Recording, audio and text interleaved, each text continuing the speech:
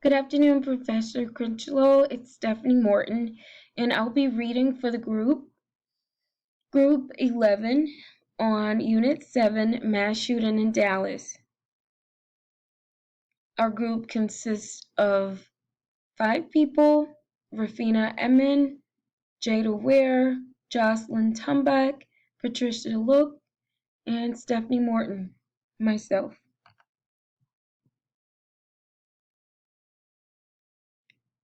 The first slide is coming from Rafina Emin. NBC News reports on Dallas shooting. When and where it happened. It happened in Dallas, Texas on Thursday, July the 7th, 2016. The event was a peaceful protest against the nation's officer-related shootings, namely Alton Sterling. What happened?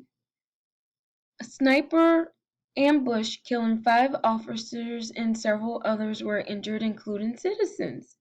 Suspect is Michael Xavier Johnson. Why did it happen? He was upset by the latest police-related shootings of blacks and wanted to kill white people. NBC's take.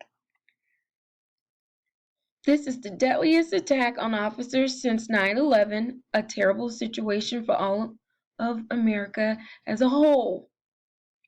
If police are attacked, who will protect us? And who will we call? That slide again was by Rafina Amin. The next slide will be by Jada Ware, The Washington Post. Date, July 7, 2016, Dallas, Texas. Suspect on the right, Micah Xavier Johnson. The incident, there was a Black Lives Matter protest going on, and Micah was fed up with white officers killing black people. It was stated that Micah wanted to kill white people, especially white officers. Washington Post take. These police officers were killed by a lonely man who did not want to take seeing black people murdered and justice not served. This incident was also the Sindh tragedy after 9/11. That was from Jada Ware. CNN reports by Jocelyn Tumbach. Described as well-planned attack occurring on July 7, 2016. CNN reports that a lone shooter identified as Michael Xavier Johnson, 25, of Mesquite, Texas, a military veteran. However, the picture displayed of him was not in his army fatigue or military related. CNN reported how Johnson was telling police negotiators how upset he was regarding the recent police shootings and that he wanted to kill white people, especially white police officers. End of the article mentions premise of Johnson's motive and provided detail on the police shootings of the 2 black men, Alton Sterling and Philando Castile.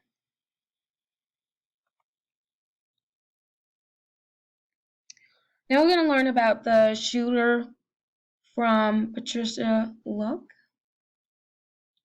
Her presentation was from the Telegraph. Michael Johnson. Johnson, aka Xavier or X, 25, was raised in the suburb of Dallas, where he lived with his mother, sister, and brother. His parents were divorced when he was 4. However, Johnson's father remarried. His stepmother was a white. Both his father and stepmother were part of the neighborhood watch. He graduated high school in 2009, then joined the United States Army. Unfortunately, he was dismissed from the service for accusation of sexual harassment. He pursued working with students with special needs.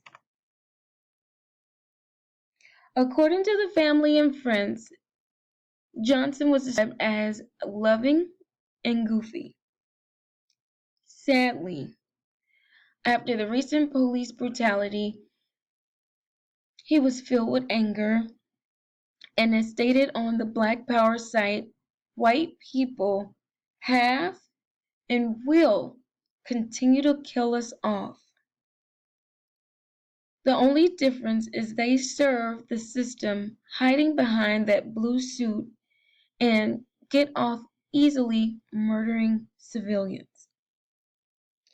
Then he decided to take revenge for the lost Black lives.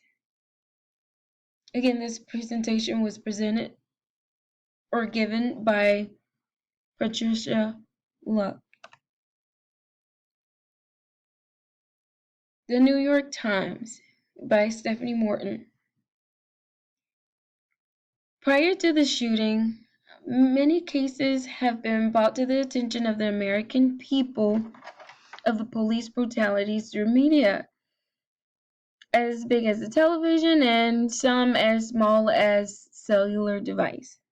Many Americans shocked at the inexcusable behavior of some of the killings that were publicized through media, either by the local or national news, cellular phone, and even by social media such as Facebook and Twitter.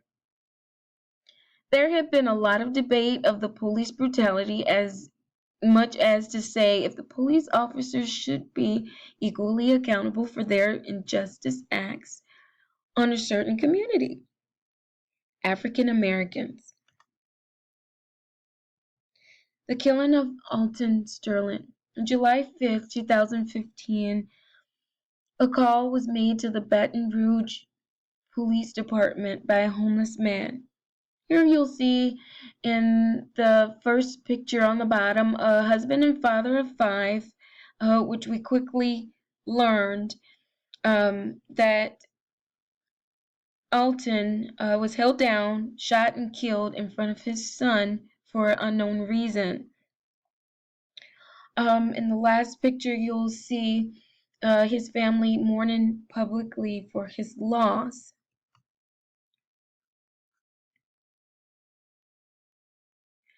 The New York Times and statistics shows that Alton Sterling was the 114th Black man to be killed by a police officer in the United States in the year of 2016 alone.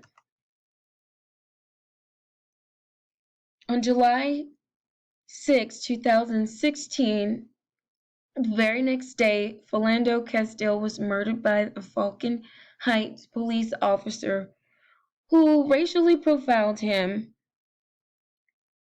who later found out his great commitment to the community. The community spoke out and was angry, including the mayor. Here you'll see some pictures, a picture of a teacher that's saying how they loved him and how the kids were loved.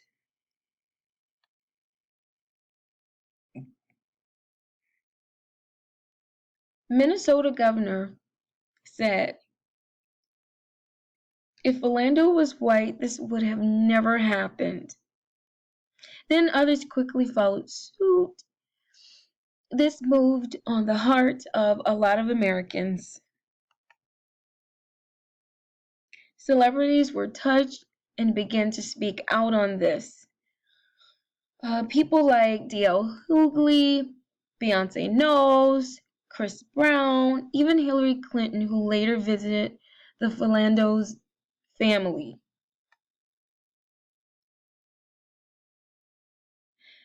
The protests began. Blacks began to question, who do we call when we need help if the police is killing us?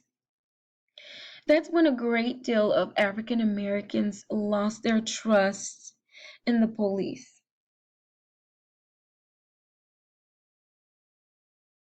On July 7, 2016, fed up with police brutality, Michael Johnson took the law into his own hands during a peaceful protest, shot and killed 5 officers.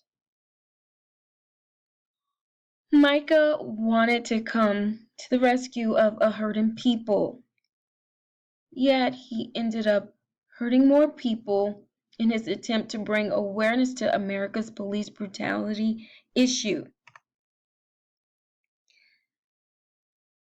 Blacks, whites, blues, meaning police, in all of America felt this pain.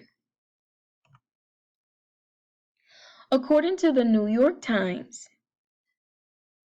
5 Dallas officers were killed as payback, police chief says.